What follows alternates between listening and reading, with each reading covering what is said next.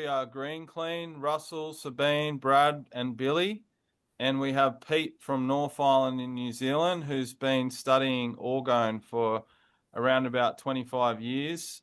He's read a lot of books, and today we're going to reference some teachings from what books, Pete? I started off with,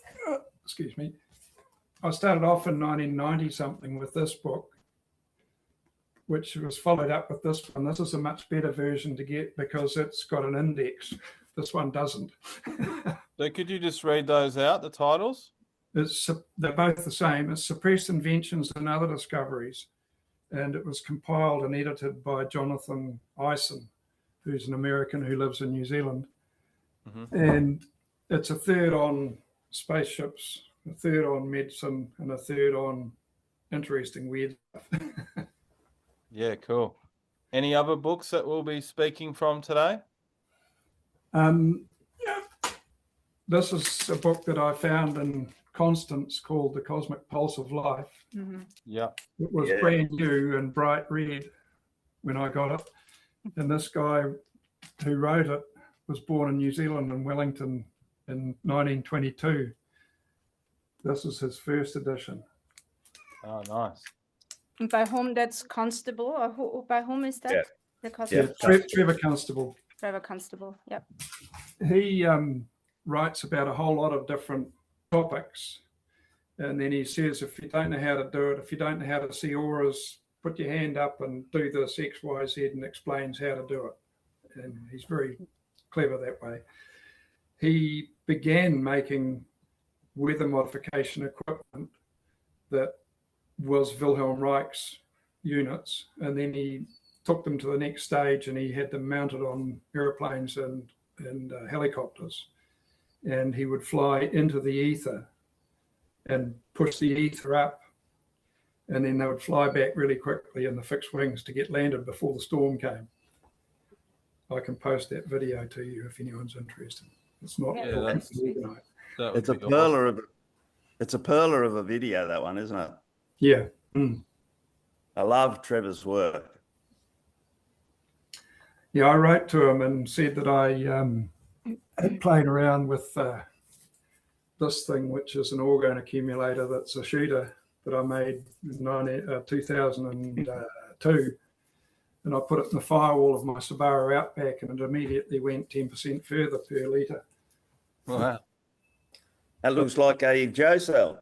Well, it's a dry Joe cell, yes. Right. I haven't used them dry, only wet. On a stationary generator, they run a stationary generator with an air cleaner wrapped and the fuel tank wrapped. It lasted 30% longer, and the reason my car only went 10% is it had a computer that wouldn't allow it. Yeah. And you can do the same with highly charged structured water from some of Clayton Nolte's water structuring devices. If you were to spray the front fender of your car, the air intake, even put some structured water in the coolant reservoir, the coolant top up, he says up to 30% fuel efficiency or to make it more economical until the computer kicks in. Yeah, that's the problem. Yeah. I've since discovered the oxygen sensor is what you have to dick around with to stop the computer rearranging things. Yeah. So what's your background, Pete? What sort of got you into this work? Oh, my background basically is farming, and in 1983 I became an organic farmer, primarily because I got very unwell and spent the next 20 years not very well. Although I was able to function, I never walked anywhere. I only rode motorbikes, and if I got off my motorbike, I walked uphill from it so I could get back to it. And that's how I lived for 20 years. And then when I met my late partner in 2001, she was trained to answer questions. And as an organic farmer for all those years, I had a lot of questions that I weren't answered. But also as someone who could barely walk for 20 years, I had a lot of questions in that field. And so, I began asking questions, and it's resulted in, I'll just do a little bit of advertising, this book. which is my questions and her answers. It's sunglasses, tiger balm, and underpants. But the important thing is the colour in that photograph there. I took that in 2009. That is the fifth dimensional colours. The Christians tell us that Jesus is going to turn up in the sky. Well, it's those colours. There's 12 new colours. Yeah, and you spoke recently to me about these new colours coming into our reality and people capturing pictures of them. Can you just quickly, before we get on the topic of Orgone, can you speak about that? So fifth dimensional reality has 12 of everything, 12 musical notes rather than 7, 12 colours rather than 7, etc. And this is new information that Anne lectured on all around the world in the 1990s. And we first saw the colours in Waipu in 2001. She lectured from her higher self and she said, how do I know what I'm talking about is real? And her higher self said, you will see a flat rainbow with 12 colours in it. So we were driving into Waipu and I'm tall. I sit looking through the top of the windscreen and I was wearing sunglasses and I drove straight past where we were going to have lunch. And the other two, an 80-year-old behind me and Anne over there, where are we going? And I said, I'm not telling you, I'm a skeptic. And when we eventually got to sitting on the edge of the sea where this flat rainbow was, I was, come on, tell me. And they couldn't see anything. So then I realised that I was looking through the top of the windscreen. So I got them to sit up and put sunglasses on. And that was when we first saw these colours. So she'd been waiting about 6 years, 7 years for that evidence. We began seeing it in the sky at midday in Australia and New Zealand on a regular basis. And one of Anne's sons got a master's degree in physics, bending light, and he said they're called nacreous clouds. So we Googled nacreous cloud, and there's a professor, someone or other in the States, and I emailed him and said, you know, we're seeing these on a regular basis in New Zealand and Australia. And he said, it's not possible. You can only see them at 40,000 feet in an aircraft above the Arctic or the Antarctic, and you have to have specialised equipment. I said, we have the Ray-Ban sunglasses. That was the end of that conversation. So is that signs that we're heading into more of a fifth dimensional state of reality? Well, basically 2012 was supposed to be the kickoff date. You remember all the hype about that? Mm-hmm. Then we reckoned it was the Ethiopian calendar, so that made it 2014. Now it's 2026. I think the powers that be are holding it up. I don't know how the hell they're doing it, but it should have happened. Well, bit of luck this year. All right, so we're going to talk about Orgone. And before we talk about Orgone, I wanted to share something from Urs Worth. So as you know, Pete, we work with Urs, and Urs started this weather work about 12 years ago. And I've got a little something he wrote here. He's written down a few thoughts to enable everyone to understand the perspective from which we approach the weather challenges at hand, i.e. the geoengineering, sea trails, and so on. Signs of healthy weather work from the last 12 years is what he's experienced due to all his research and science that he does on the work that he's doing in the areas where he activates the water. So he says, when the water structure is harmonized or restored to its natural state, the following things can happen. The oxygen content increases in the depths of the water. The structure of the water resonates with the sky and causes cloud formation. The pollution in the water, combined with the radio waves that prevent this cloud formation, is eliminated. Rain falling on one side of the water body continues unabated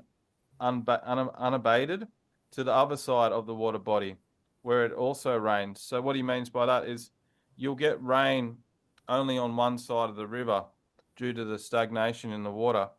So over time, the fish population in the water increases after structuring water. So he said signs of stagnation in water bodies. Almost all rain falls into the body of water. There is positive polarization stagnation, which sucks up the rain no cloud formation over the lake, algae, low oxygen, fish swim very high up because there is little or no oxygen in the deeper layers of water. These fish are eaten by birds and the fish population declines dramatically. And then he says, anglers. When a body of water is activated with pulsating glass balls, the structure of the water returns to its natural state. Fish prefer these activation areas. When anglers notice this, they will always fish there. That is why it is good to activate areas that are difficult for fishermen to reach.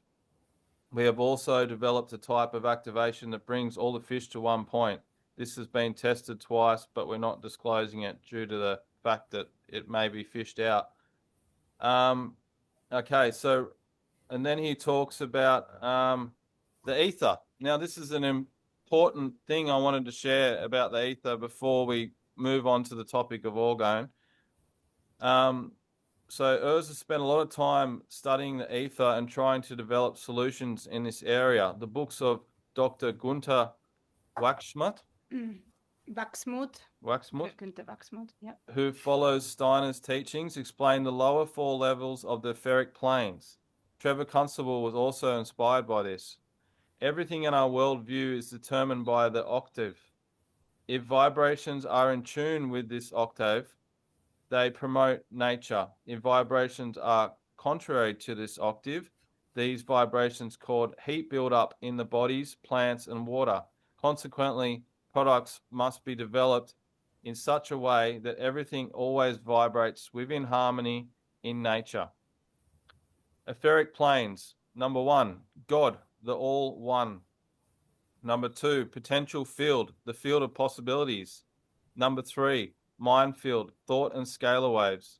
Number 4, heat ether, plasma. Number 5, light ether, gas. Number 6, chemical or sound ether, liquid. Number 7, the ether, solid. First, we must determine at which level this problem lies. The problem cannot be solved at this level. We must go one level higher. Example, no rain due to artificial east wind in Germany, January 2025 to May 2026. Sorry, May 2025. In addition, chemtrails and air pollution. Problem level, ether level number 7 and 6. Solution, we use a fan with 4 special balls that is placed outdoors and runs 24 hours a day.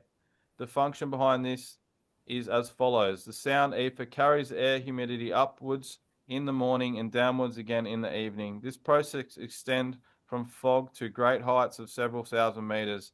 The propeller with the 4 glass balls, analog balls, keeps the ether field at approximately 1800 meters above the ground level, and it rises and prevents it from rising any further. This creates significantly more dew even without rain. The plants grow thanks to the dew. So what he's saying is you have to go one level higher in the ether. And that's how these nature harmony stations are working, on the level higher than the problem. So that's just a little bit about the basis of the Weber work that we're doing with the water activation and with the orgone. So now we're going to talk about orgone, Pete, and we have some questions that we're prepared. What is orgone? Orgone is life force, chi, and a whole lot of other names that all say the same thing. Do you want more? Mm-hmm. It's very, very basic as far as I'm concerned. If your chi level's down or if your life force is down, you're sick, you're in hospital. If your chi's up, then you're radiating a bit of energy. Yeah, yeah. And it's interesting, isn't it, how the word orgone came together, that Reich created that word out of orgasm and organism, that orgone as a life force energy flows through every living being. And I love that also with the harmony stations, for example, that when we generate orgone, it really, it dissolves stagnation within the human body, wherever we have that body armor that Reich was working with, as well as then drawing in nature's greatest potential and nature's blueprint, because I guess, yeah, because orgone is in everything, every living being, and then how it connects with the energy of water and the memory that water holds and restructuring. And so it's, yeah, quite very profound how it's all coming together. And yeah. I work with a friend who's the same age as well, he's a bit younger than me, and he keeps bees. He's got 300 beehives. And I've been keeping the orgone level in his beehives up at infinity and the oxygen level up in his beehives at infinity saturation. And last summer, he had his record harvest from 50 something years of beekeeping. Which is great, because there was a bit of a problem there for a while. I think there still is, about the lack of bees. And, you know, we lose all our bees and we lose all our pollination for crops, right? Mm. So orgone's helping the bee pollination, is it? No, it's just his hives produced more honey than he's ever produced before. Okay. And so therefore, because of the orgone content and the oxygen content, like I'm trying to keep the oxygen level at higher than it was in 1800. And, you know, we all know it's nowhere near as high as that now. And How did you do that? How did you do that? No, I don't think much, but I just intend it. Oh, okay. Yep. It's you know, that good book says, ask and you shall receive. Everyone asks for someone else. I ask for things that I'm interested in. Okay. Very good. So next question. There's a big part of the, you may call it, the spiritual community that is working with orgonite.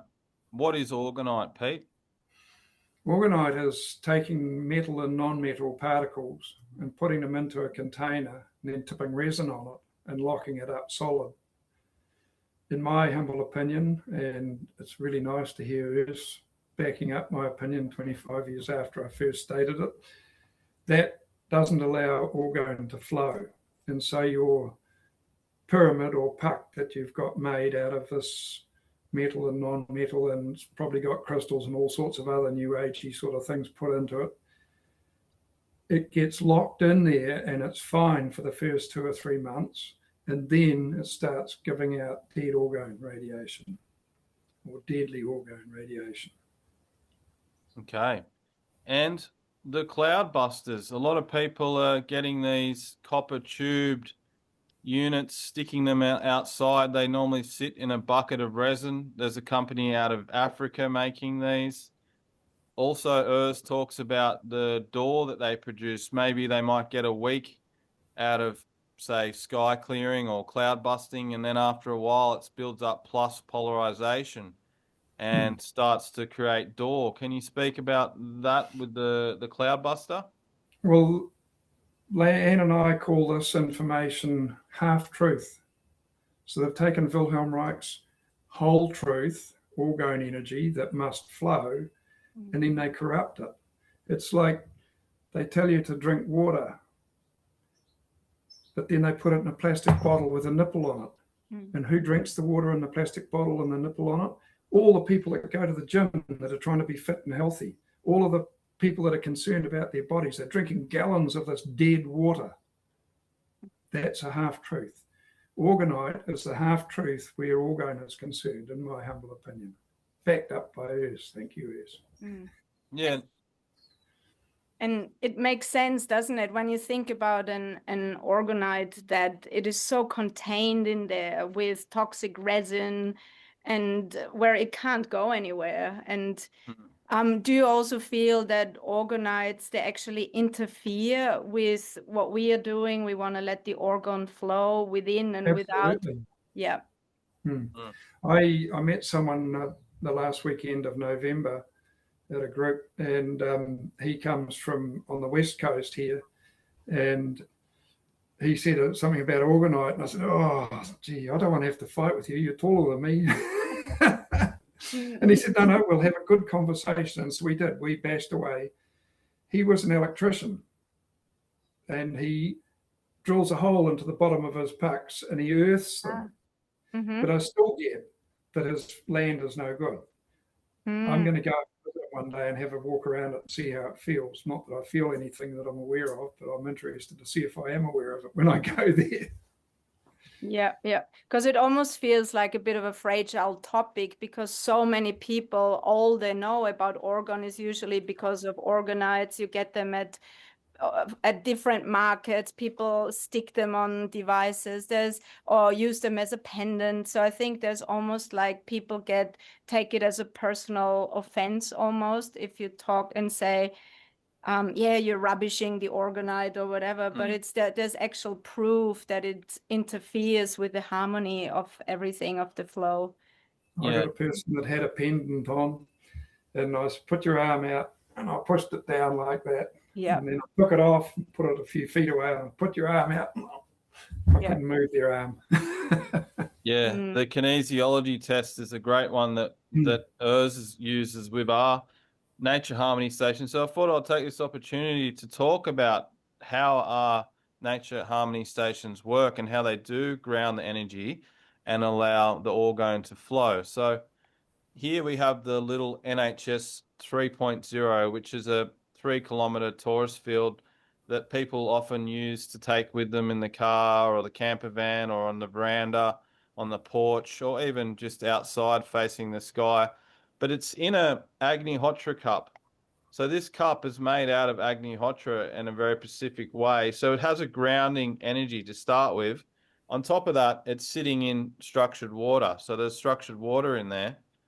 So that way, the energy that this draws in and accumulates of orgone, it can be harmonized with the water and the cup. So that's how that one works. This one in here, this is the orgone beam, which is a 40K radius, sort of like a cone shape from above the orgone beam. These two together will do 50 kilometers, this on its own 40 kilometers. This one here has a little hole that allows moisture to get in, but it's made up with a wet mixture. So once again, Agnihotra, other minerals, it's wet.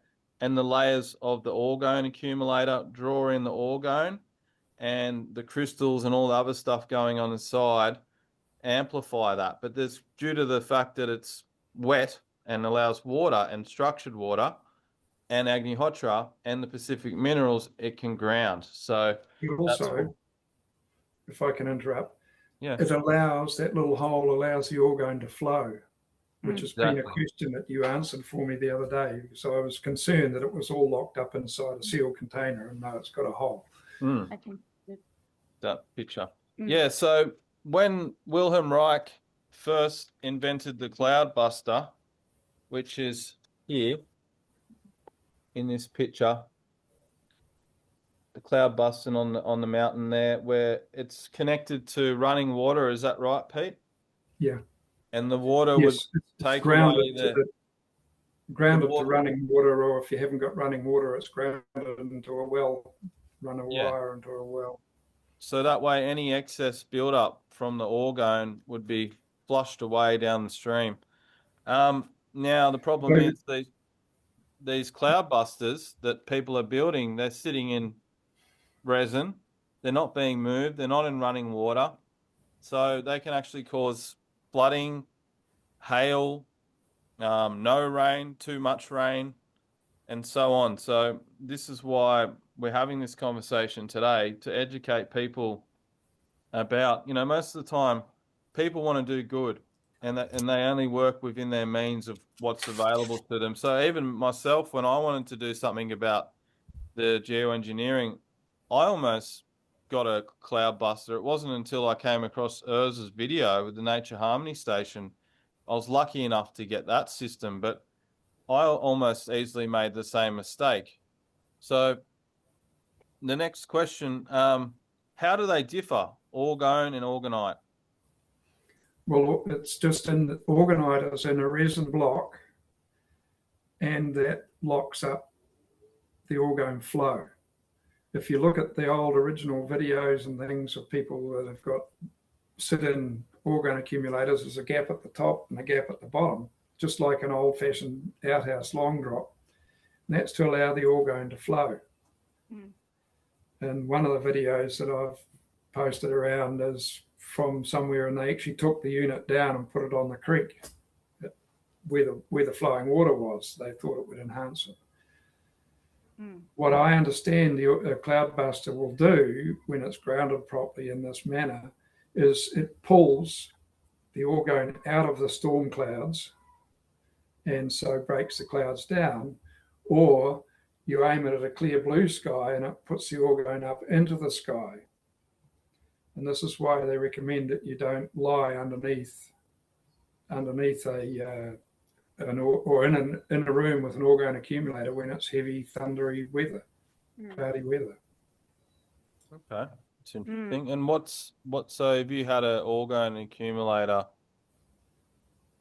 under your bed in the garage, for instance, and it was a stormy night, would that not be good?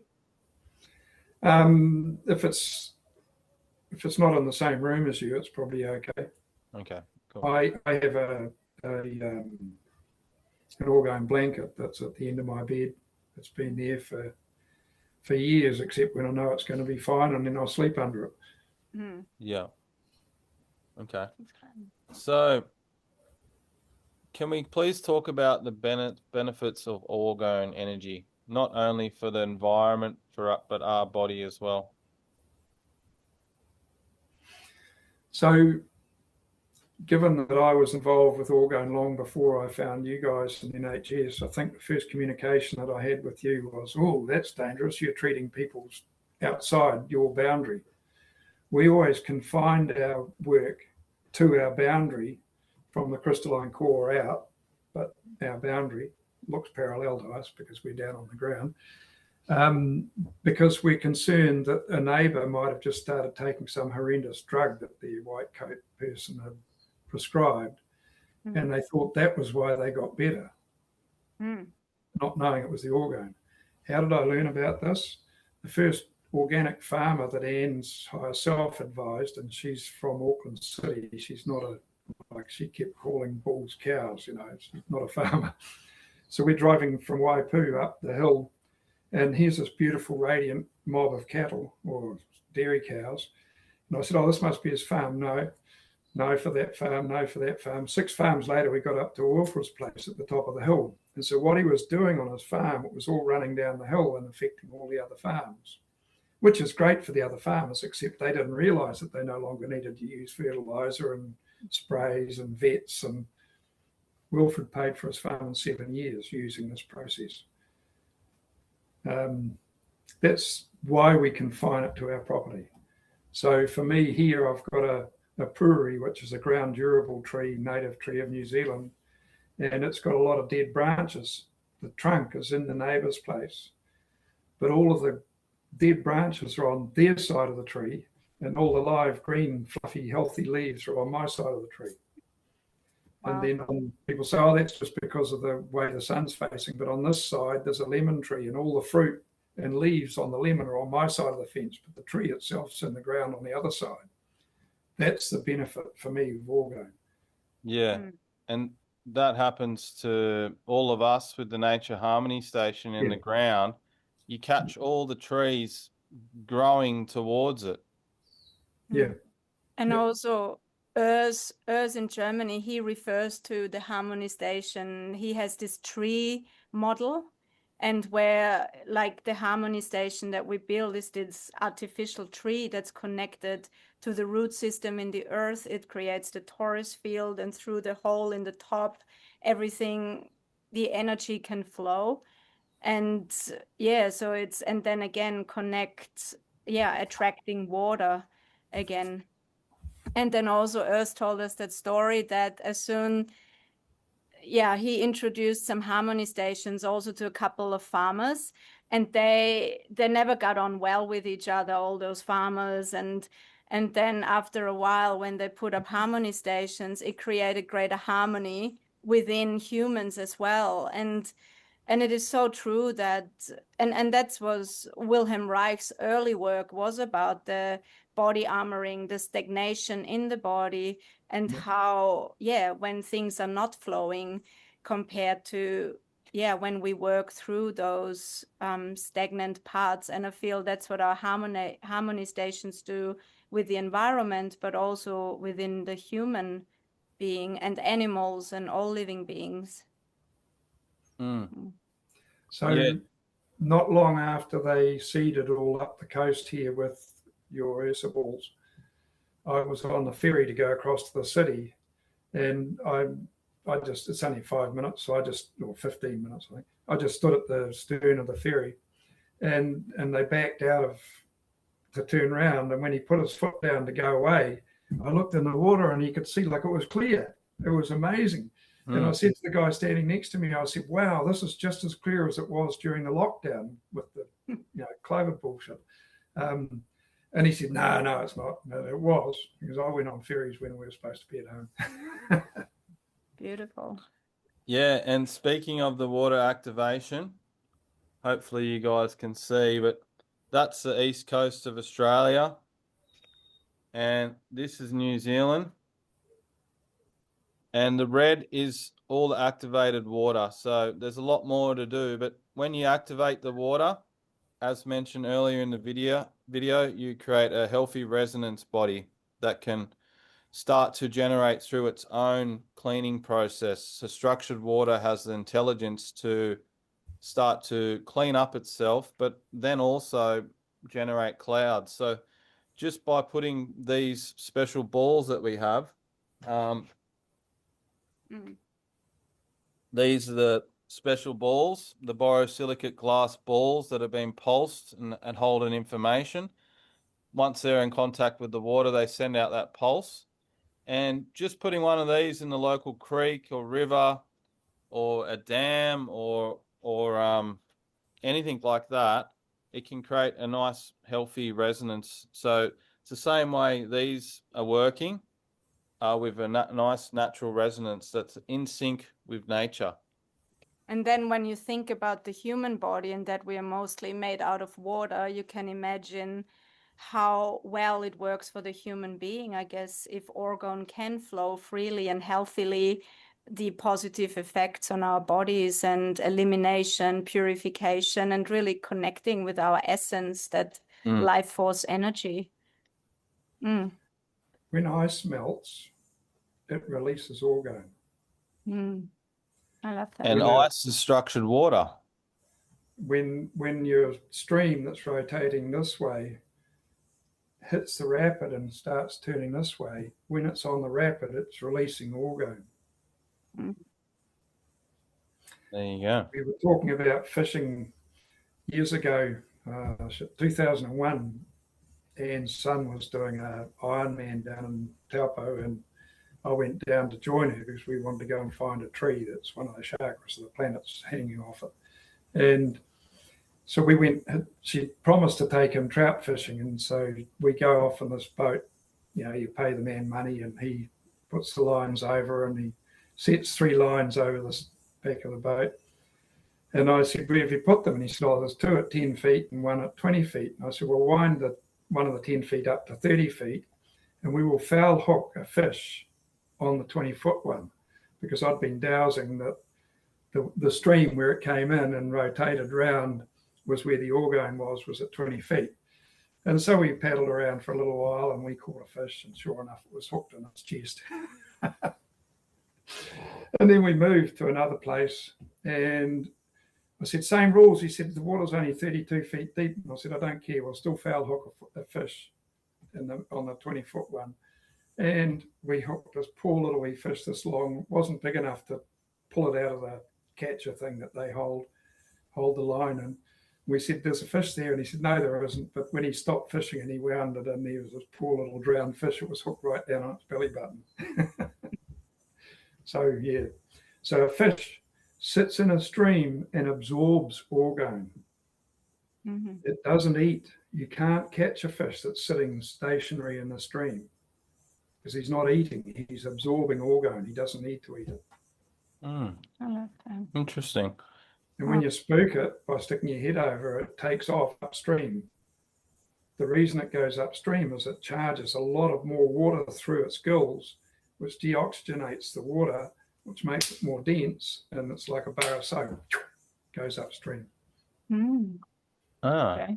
Do you know much about the phenomena of a salmon swimming upstream through the vortex of structured water? Or is that the easy water field, Russell? Unmute yourself. I think we should let Pete answer that question. Yeah, okay, yep. Well, I don't know anything about salmon, but I'm blooming sure that all they're doing is chucking a lot of water through their gills and deoxygenating it so that they can go upstream. Yeah. And Scahuberger said that it's also the scales. When they want to go upstream, they open the scales, and the water flowing back around the scales pushes them up because of the structure of the scales. Yes, it's the little vortexes created by the water pushing on their body. Yeah. Brilliant. Scahuberger's work. Absolutely critical. Yeah. So this work we're doing is very much Viktor I'm Scahuberger's just showing you how grey. work. Oh, yeah. Good on that. Yeah. Beautiful. Yeah, so this is If Viktor anyone buys this Scahuberger's. book, don't be disturbed. Yeah. One at a time. If anyone buys this book, don't be disturbed if you read a chapter and spend a month thinking about it. That's what happened to me. By whom is that? Living Energies by? Oh, Callum Coats. Okay. Thank you. It's the easier one of the two. They came out at the same time. That other one is way over my head scientifically. So he was a genius. Go on. So just back on the positive effects of orgone that we've witnessed working with the nature harmony stations is there seems to be a lot, well, there is a lot more flow in the sky in terms of a lot more clouds being generated in different altitudes. So you might have a cloud floating along that way at one altitude, another cloud floating along another way at another altitude. So there's more flow in the atmosphere, which basically removes a lot of the stagnation that they're causing. So if they go and spray the sky up and do their harp and whatnot, it sort of makes the sky stuck and hazy, and there's not any movement. But within the evening or the morning, all of it's gone. So we're basically minimizing and normalizing the effect of what they're doing in the sky by creating more flow and allowing more of nature's own energy into the area that's been depleted of that energy. So does that make much sense to you, Pete? How orgone is benefiting the weather? Very much. It's the toroidal field that you were talking about. Yeah. And it's interesting. I was with a friend the other day, and he said we have a toroidal field, and he had a name for it, and I can't remember what the name is. Where it hit in the center is where it all comes from. And it suddenly made sense to me that the crystalline core of the planet is where the planetary toroidal field initiates from. It's the very center, the crystalline core. Well, that's what we call it. And so in your human body, you've got that same thing. And in these units is the same toroidal field. Yeah. Yeah. It was very well Yeah. talked about by Simone, who observed and wrote what she observed on when someone activated an NH2 in Australia. It makes a lot of sense. It's that as within, so without, and also the similarity of the word planet and plant. I think everything has a micro and a macrocosm, and and we are one basically. And as you said, with setting up a nature harmony station, there is the toroidal field on the inside, outside, into the sky, spiraling down to the earth, into the waters, activating, remembering that blueprint, and living in harmony. And that's why it's important to have these water bodies surrounding the NHS activated, so they're also a healthy body of resonance. So you've got the resonance of the torus field of the harmony station, as well as the local water bodies, all working together in sync with nature's natural patterns. So can we speak about the negative effects of orgonite that people may experience? The negative effects of orgonite in Wilhelm Reich's book. Am I going to be able to go straight to it? Mm-hmm. Which book is that, Pete? Where one Reich that talks you've about? got, the cover fell on the ground. Is it the Page selected writings? 435. Yeah, Which page? that one, 435. 35. The characteristics of door clouds as they appear at various intervals over Orgonomy coming in mostly from the west are the following. A stillness and a bleakness spreads over the landscape, rather well delineated against unaffected surrounding regions. The stillness is expressed in a cessation of life expressions in the atmosphere. The birds stop singing, the frogs stop croaking. There is no sound of life anywhere. The birds fly low or hide in the trees. Animals crawl over the ground with greatly reduced motility. The leaves of the trees and the needles of the evergreens look very sad. They droop, lose turgor and erectility. Every bit of sparkle or luster disappears from the lakes and the air. The trees look black as though dying. The impression is actually of blackness, or better, bleakness. It is not something that came into the landscape. It is rather the spark of life that goes out of the landscape.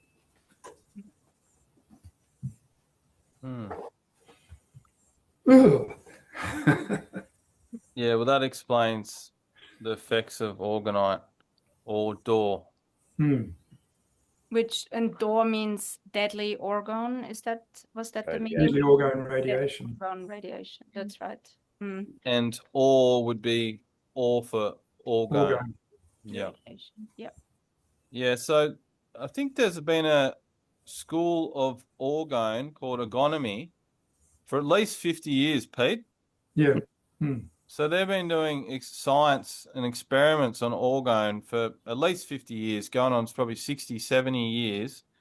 They've measured it, captured it, photographed it, proved it. It's all science. But if you say to someone, yeah, we work with orgone, they say, oh, what the hell's that? That's bullshit. They went to university. Yeah. Sorry. So when we went on the 28th of December, we went north of here, an hour's drive, and Rene organised, I think we built 5 harmony stations. And before we started, I have a roll of 610 mil wide by very thin stainless steel sheet. And I just rolled a bit of that up in some paper, and I went round everyone and held it in front of their hands, got them to hold their hands this far away from it. And every single person said, I can feel something. And so I'd ask, what do you feel? And it was either heat, tingliness, or cold. And then one other person felt their chest vibrate. But they all felt something. And then they all wanted to know what it was. And I said, no, wait until everyone's finished mucking around. We start talking together as a unit. So I don't have to say it 10 times because there were 10 of us there. And I said, you all felt the orgone that we're going to build into this unit that we're going to build. Like, it was really neat that none of them had felt it before. Beautiful. Yeah, and that's awesome. So Rene over there in New Zealand, he's the New Zealand Nature Harmony Station guy, and you've also played an active part in helping over there, as well as Kev as well. There's a few active people in New Zealand working with the orgone over there, and it's awesome to see that. I visited New Zealand when I started this about 2.5 years ago, and did a talk for some people, and started the ball rolling there. And it's so great to see that after this time it's still going. And yeah, I think we've got probably about 30 to 40 harmony stations in New Zealand, about 150 in Australia, 15,000 other ones in all over the world, especially in Europe and places like Germany. There's heaps. But the whole idea is to get enough of these orgone torus fields to promote natural weather, so they're what they're doing isn't causing as much effect. So it's, I call it the normalizing, or the balancing of something that should be normal already, which is nature and the weather. But yeah, so that's the goal, to continue setting these up, structuring the water, helping the situation. And just wondering if anyone wants to deepen their understanding of orgone, what would be the best way for them to do that, Pete? Don't buy all of Wilhelm Reich's books. They're really heavy work. Yeah. I think the selected writings is probably the best read for the most. But if they really want to find out about it, then that's the selected writings. Yeah. I need to put mine up here. And this one is the whole drama of how he found orgone and named it, etc. Yeah. The first 4 or 5 books of his are all about psychology and armoring and different bits. I found them very, very heavy reading, but I was stuck to it. And Trevor Constable's work, The Cosmic Pulse of Life, gives you a much broader picture of all of the different things that are out there. The thing that I'd like to get this group to start thinking about is, how do we make the vitality of our rainwater better than it is? Here in New Zealand in 1995 or 6, I built a house that had a rainwater tank, and it was February and it was empty, and I had a Costa Rican fellow visiting me who gave me this book, which is Roland Plocker's Plocker Energy System. Okay. And it started drizzling, and I said, get your pendulum out and douse it. And he went away to his car and opened his suitcase up and came back with this great big rock on the end of a piece of string. And I said, what's the vitality of this water if it fell straight into the tank? So it didn't pick anything off the roof. And I'd already doused it, and he got the same number as me, 3%. Clean, green New Zealand, 3% rainwater? Come on. Now, 100% is the best water that I can drink. And currently the water that's falling out of the sky here in New Zealand is about 8%. Why? That's the fundamental thing. What my knowledge, have I got time to tell you a little? Anne and I, because Anne could answer questions, I asked her higher self about water and how it's actually arrived on the planet. You know, we're all taught that it evaporates, evaporation, transpiration, and then expiration, or something like that. What we got was a demonstration. We went down to a town, the Ratna township, just out from Wanganui, and we thought we were going there for an entirely different reason, but we had a demonstration of the creation of rain. And this was a perfectly blue sky that suddenly, over the period of about half an hour, changed into rain clouds, heavy duty rain clouds, boiling from every different direction of the planet. And then it looked like it was going to rain, so we left. And this was the creation of created rain. So when you've got a molecule and a molecule of H and 2, and its tiny little molecule creates a bit of water, that created rain attracts pollution. And when it's loaded up with pollution, it winks out. Now, in the good old days, I'm talking about, probably 500 years ago, the created rain would fall, not having to wink out because there was no pollution in the air, get into the soil and pick up the pollution out of the soil and wink out in the soil. The key point is this created rain penetrates the soil. The rain that we've got today doesn't penetrate the soil. It hits and skids off because it's got no vitality.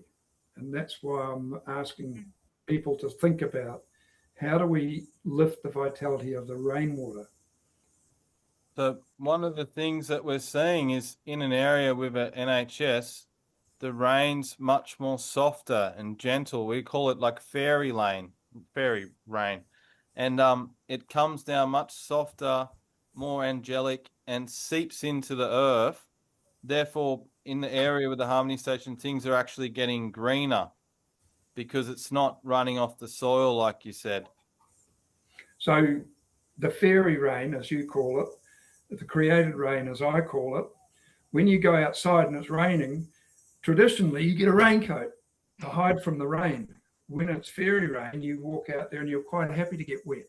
Yeah, yeah. That is created rain that you're under. Mm. So we're on the same page, just different words. Different words, yeah. And I guess, is it also then the case when the water hits the ground, it can't pick up any minerals or salts as it used to because it's running off, right? So a big lot of it running off is because we have this fantastic substance called superphosphate that we splatter all over our land, and that the microbiological activity in the soil that doesn't like superphosphate. It really doesn't like those drenches that you pour on the back of cattle that kills everything for a 2-meter radius for the next 6 months. And that's the compaction of soil is generated by all this artificial stuff that we put on. And what about what's in the particular trails? They're dropping the strontium and aluminum and all these other things, which what are they doing to the soil?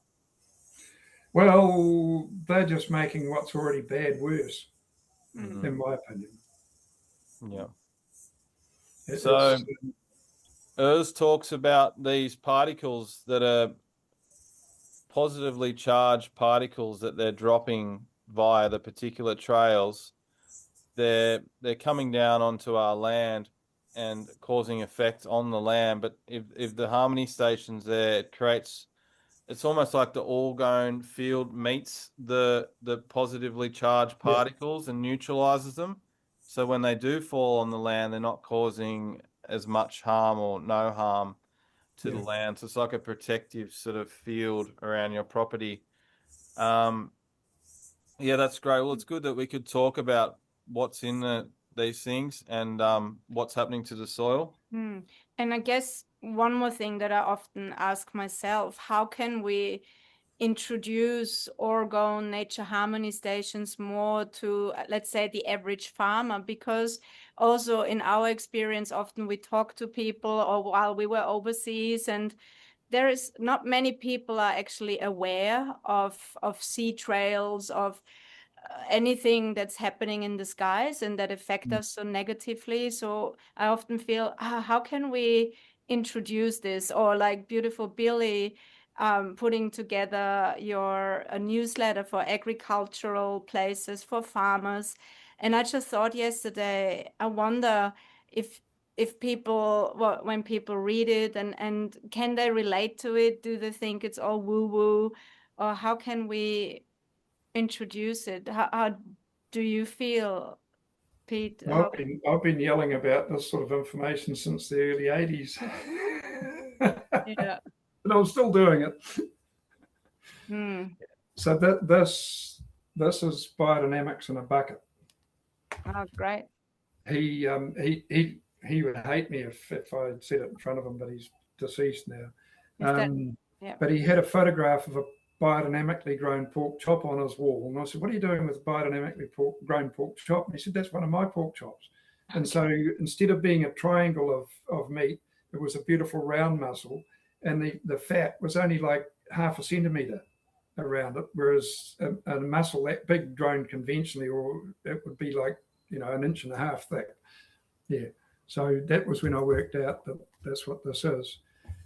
He also, I'm a pretty simple person. He makes compost with this process, and the water holding capacity of the compost that's been made with the Blocker energy system is 97.8% or 6%. And the water holding capacity of the conventional compost is under 50%, 46%, I think it is. So that's, it's just introducing harmony all around. And so. But was he another Austrian or German, I guess, Blocker? He's from Meersburg. Yeah. Meersburg in Germany on Lake In Constable. Germany, yeah. Locker energy Locker system. energy system. Yeah, we've just started experimenting with minerals and Effective. microorganisms to clean up water. Do you know much about that? Well, I'm more interested in fellows like us that, I don't know, can you see that picture? It's scum on a pond. Yeah. And he treated it by throwing in some of his energy, and the resulting trout on the pond that he treated, the trout were like 9 inches long, and the ones on the conventional ponds were only this long. Like that was just he wouldn't tell me what information he puts in it other than the information of oxygen, which is why I'm so hot about getting the oxygen level into my bees and myself and other things. Yeah. And you can actually do an experiment. You can get one of our balls, a glass of water, leave it outside for the night compared to a glass of water without a ball, and you'll see the cup gets far more oxygen in it, as well as the blocks. We put a block in a swimming pool. It gathered all the bubbles in the swimming pool. So there's proof that these things generate more oxygen.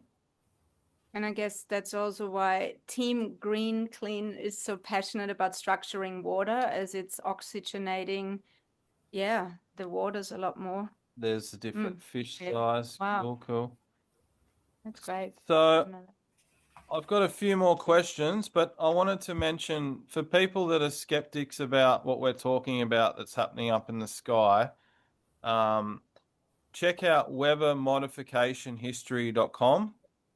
And all the history, this goes way, way back, like more than 50 years of what they've been doing, and all the news articles, all the court hearings, it's all there on this weathermodificationhistory.com.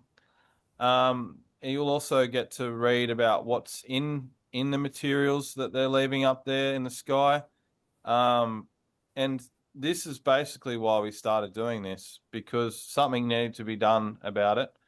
And I'm still haven't really come across too many people doing anything directly for that. I'd love to hear about others and if we can work together. But yeah, so I'll just go back to the few questions. If anyone has anything to talk about in the meantime while I find them. So I watched a very interesting documentary, and this guy parachuted out of an aircraft at 45,000 feet. So he knows about high altitude. I think he was special services of some sort.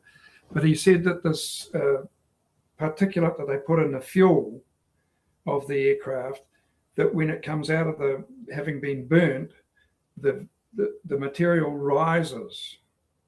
So I want to go back to the 90s when we had apparently a hole in the Orgone over New Zealand, ozone. In the ozone layer, we had a hole in the ozone layer that started over New Zealand, and then it actually progressed up through Hawaii and up to Alaska on that line. And that, from our understanding, is when fifth dimensional reality first hit the planet. So this is stepping right off the edge. This has now gone right round the planet, and there's no ozone out there. And so that's why they're putting this stuff to try and replace it. That's just a penny's worth coming from me asking questions of Anne's higher self. And I think they're also trying to block the sun. Definitely. And the ability of the light that the sun is offering, especially at these times. Russell, you might be able to talk a little bit about what the sun's doing these days. Yeah. Well, if you want me to talk about the sun, I'm a bit controversial in that manner. And the reason I'm controversial is I've studied this fellow's book, and he says that the sun is not as we perceive it. It's actually a black hole, and we agree with him. And these are all quotes from different sources that I've pulled out of books over the years once we download the information. And so people like Rudolf Steiner and I don't know about Viktor, they astral travel beyond the planet. And so they get out to what Anne and I call a null zone, but I think they call it the photon belt. which is basically the end of our atmosphere. When you get beyond the edge of our atmosphere, it's black out there. And so one of the questions that I asked Dan's higher self is, why is this, like I'm trying to start asking questions. And so the first question was, why is the cat black? Which gave me a nonsense answer. And then why is the sky blue? You know, like I'm desperate to get started on questions. And the answer was, when you bend light at 6.5 degrees, you get sky blue. And then if you go to the next layer out, you get this hot, round, fiery thing called the sun. It appears on that layer, which is 27 kilometers or whatever away, not where we all say it is. And so with that information that the sun is actually turning up or visual with the heat at 40, at whatever the altitude is quite, for me, outrageous. But when you put it with Viktor Scahuberger's book, where he's talking about the 4 degrees Celsius layers under the surface of the planet, and the 4 degree layers above, and then you realize that the blue of the sky is a 4 degree layer, an orgone accumulator layer, and the next one is the sun layer, 4 degrees. So all of these temperature gradients, when you put that together with Wilhelm, Reich, and I don't know, all the other books that I've read. So going on from that, the planet rotates every 26,000 years. And at 12,000 years, or 12 and a half, whatever half 26 is, it rocks. In 2002, we were in the South Island at a place called the Poo Springs. And we got some photographs. I took a photograph of the springs, and I also wrote a note, and I couldn't figure out what the note meant. But this is the photograph of the springs, and this is the photograph without the note on it. And so the note totally covered where the ground is. This note says, "Focus on poo-poo and Spain equals break the illusions," which means that that's going to be the North Pole and the South Pole. So that's 2002. In 2015, 16, 17, somewhere around then, we were living down the road, and I got that photo album and put all the photos in it, and the scrap of paper, I'll stick it in there to keep it. And then I realized it covered that bit of land.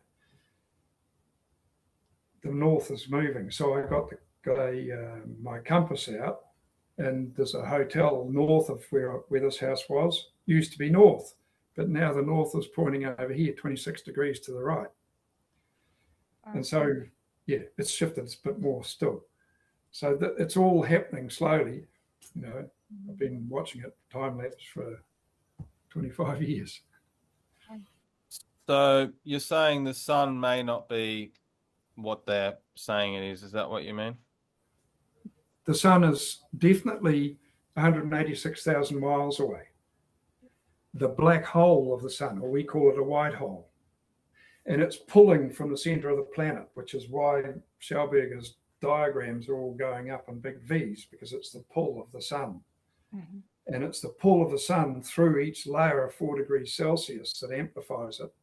And it's the hot, fiery thing shows up at the outer edges of our atmosphere, not 186 or whatever thousand miles away it is. Okay. Fascinating. Thank you. And while we're talking about the sun, can we get a quick opinion on the moon? What you think that is? Oh, it's a big gong, isn't it? I have no idea on the moon, other than that it's our moon. Yeah, yeah. I guess, yeah. I've got a photograph. I've got the newspaper from 1969 when I was at school. It's proof that we went to the moon. I kept it. I still got it. Yeah, there's many concepts around the moon being a synthetic construct, and which, very open to that. Yeah, I'm definitely not a flat earther. Based on all the information that I pulled in from Ian's higher self, it's definitely round. I was going to ask you about that, so that's good. Well, yeah. yeah. Flat earthers are worse than born again Christians. They won't let up. So this is being recorded. We've got two more questions. One of them was Russell's question. What is your understanding of bion? Oh, bions. I looked them up. Oh, I'm going to do it shorter than try to read it. So Wilhelm Reich got some sand and he put it in an autoclave and heated it to immense heat. So it's sterile. And then I can't remember exactly what he did, but these bions turned up in it. In something, he heated it to incandescent heat. Yeah, so it was fluorescing to the point where the quartz was fluorescing. Yeah. Yeah, and then he put it in distilled water and put a current on it, a bit of voltage. Go on. You've read it more recently than me. Yeah, so and then basically within a very short period of time, all these very small creatures started forming in distilled water and voltage. And it's like, okay, so life's coming from somewhere else, not where we think it is. That's my understanding of the biome. Yeah. But can you extrapolate a little bit more about the actual bions?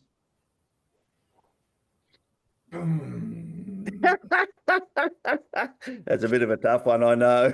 Well, I read it all way back, like 20-something years ago now, and just had a quick scan over it. And no, I can't elaborate any further, other than to say that either Gaston Nansen's or another guy who built an optic microscope found in every cell, every living cell, found a thing that he called somatid, which has, in a healthy organism, has a life cycle of 9 stages, I think.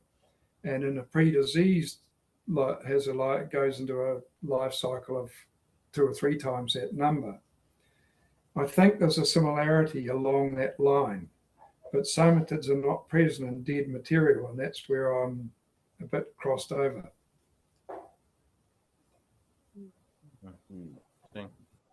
Okay. Well, we'll start to wind it up now. We've spoken about Orgone versus Orgonite. We've spoken about deadly orgone radiation. We've spoken about how the harmonizers work.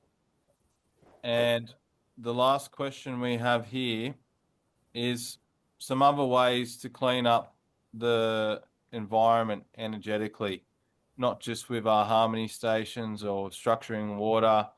What are some other things that people can do to help the situation? Stop thinking negatively. Yeah. That's a good one. A very hard thing for people to do in this day and age. Negative thoughts. Yeah. And share the information. Don't hoard it. You know, people want to hoard it so they can make money out of it. Yeah. Yeah. You have discernment that what you're looking at and following is actually true, not a half-truth. Yes, correct. Yeah, and I guess a lot of the thoughts that we experience, the negative thoughts, are maybe parasitic thoughts. What do you have to say about that, Pete? Maybe parasitic, but I would say a big lot of them are actually subliminal programming. Programs, yeah. Oh. And I don't know if any of you have watched the movie that was made years ago called They Live. I have, yep. Earth recommended to us to watch it. Yeah, well, it's just so true. It's not funny. Okay. Yeah. Yeah. And so I guess, just a quick question was the stainless steel sheet that you talked about, the rolled up in the paper. What stainless was that? that's a little wee piece of it. Where's the camera? It's very, very thin. Yep. And it's absolutely ideal to write your seed words on if you're into crypto, because you can write on it with a pen and it leaves a big dent. Yeah. So was that 316 or 304? You know? I don't know. It was in a scrap metal bin when I was at the scrappies one day, and I thought I'll be able to smooth that out. And so I was pulling this scrunched up stuff out of the bin, and then I heard it go zzz, and I looked in and there was a roll, so I bought it for $300. Oh, yeah, cool. Excellent. Yeah. We use aluminium foil. Would that have any similar? I don't like aluminium. It's if you go and you used to be in the boat industry, you go and look at all the guys that weld the aluminium boats up, look at the auras. They're all terrible, really terrible auras, and that's the aluminium. They're all grumpy buggers too. Well, of course, they've been taken out by this terrible stuff that's ruined their aura.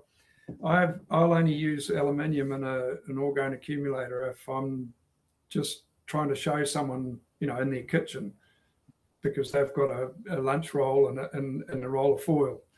But that's the only time I'll ever use it. Great. Awesome. Well, thank you so much, Pete. We'll chat a little bit further after I end this recording, but just wanted to say thanks so much for all the information you shared and being an active part of the group, and educating others, putting yourself up on show to talk about this. It's important that we get this information out there so others can understand about the effects of orgonite and cloudbusters, and trying to do something that helps rather than adverse reactions. So really appreciate your time. If anyone would like to follow up some of my other stuff, there's a YouTube channel, Absolute 5D, all one word. There's a thing on fixing soil. There's another one on fixing water. There's one on listening to your plants. Right. And and if anyone would like to follow us up, we're on YouTube under Team Water Clean, and we're also on Telegram. The Telegram group is NHS Green Clean, Green Clean NHS Oz and NZ, and the website is www.natureharmonystationswithans.org.